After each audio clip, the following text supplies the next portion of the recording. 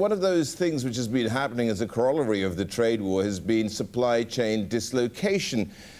Do you base some of your investment ideas upon that? We've seen a lot of money perhaps going into places like Vietnam. How are you looking at it?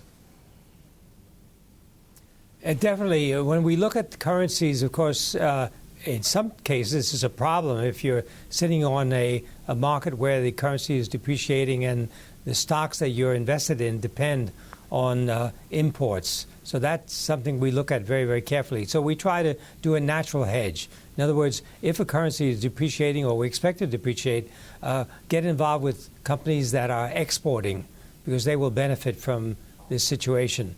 But generally speaking, in emerging markets, we've had this currency challenge for a long, long time.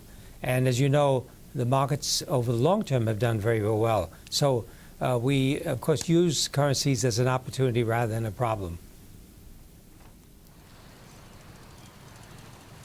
Mark, I want to take a look at Indonesia. It made the headlines this week because of the clashes that we saw. Does that make Indonesia less attractive at this point in time? Of course, whenever you see that in the headlines, you've got problems. And hopefully that's not going to spread to other parts of the archipelago. But of course, Jakarta is the center, and you've got to pay attention to what's happening there.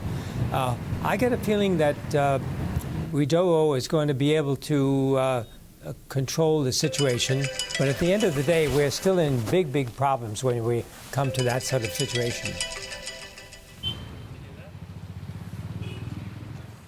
Before we let you go, Mark, Indonesia versus India, which market would it be for you?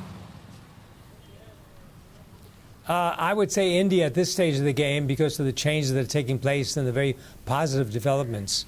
But we're not giving up on China by no means. It's still growing at a fairly good pace, and there are a lot of great opportunities there still.